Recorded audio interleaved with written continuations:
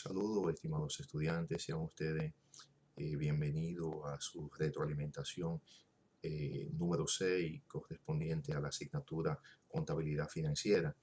Eh, con relación a su encuesta de tendencia, la pregunta número 1 se refiere a por qué surgen las dificultades de liquidez en las organizaciones, ¿no? Un 63.64%, correspondiente a un 14%, a 14 estudiantes, de una cantidad de 22 estudiantes, contestaron que por la falta de planificación. Con relación a esta respuesta, es importante que se tome en cuenta que en todas las ocasiones, o sea, muchas veces las dificultades de las organizaciones obviamente empiezan por la liquidez, por la deficiencia en el manejo de la administración de la liquidez.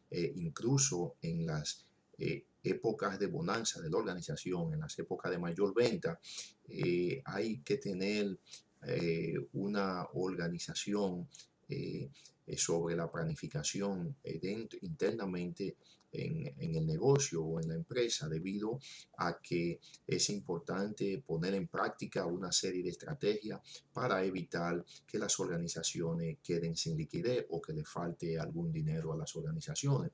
Por ende, la planificación es la mejor forma para planificar los problemas de liquidez o para evitar los problemas de liquidez dentro de las organizaciones.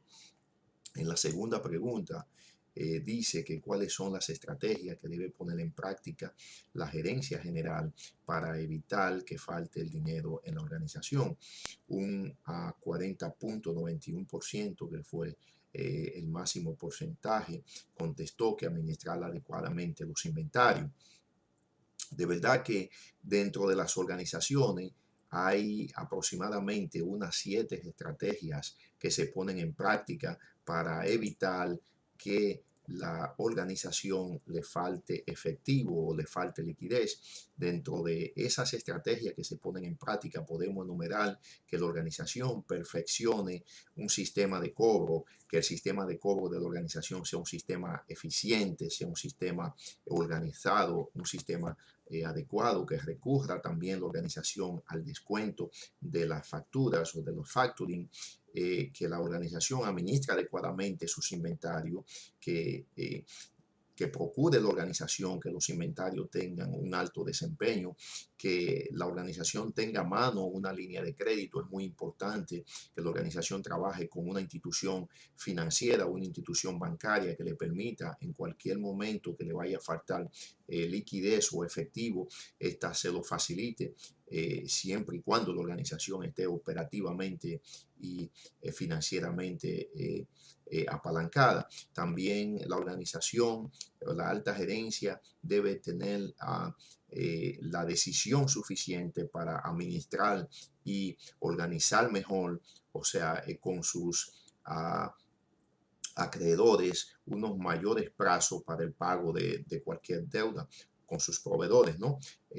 También controlar los gastos. Es muy importante que la organización controle los gastos y se administre adecuadamente, de forma que minimice los gastos, y que la organización cuente con un presupuesto adecuado, de manera que este presupuesto le permita desenvolverse con una óptima capacidad en cuanto al manejo de los recursos. Con relación a la pregunta número 3, dice que cuál de las 3 características que determinan la adecuación de un instrumento financiero le parece más importante para la organización. Un 54.55% contestó que las 3 por igual. Cuando se refieren a estas respuestas, las 3 por igual, nada más y nada menos se están refiriendo a la liquidez, a la rentabilidad y a la seguridad. Obviamente que toda organización debe invertir en instrumentos adecuados, instrumentos financieros adecuados que le permitan obtener una máxima rentabilidad, que le permita obtener no solamente una máxima rentabilidad, sino también una máxima liquidez y una máxima seguridad. ¿Por qué una máxima liquidez? Porque La liquidez no es nada más y nada menos que es bien entendido y es bien sabido por los directivos que esta consiste en un instrumento adecuado que facilita y da certidumbre a la organización y de manera que se pueda gestionar una rápida conversión del dinero sin tener una pérdida. Sobre todo, esto va a depender de que exista un mercado eficiente donde se puedan negociar estos instrumentos. Aquí aplica la teoría de los mercados eficientes y los mercados eficientes no es más que la organización está en capacidad de manejar y controlar la data para obtener una máxima rentabilidad. Y la rentabilidad se basa más y nada menos en la capacidad del instrumento financiero de producir el rendimiento, de generar recursos.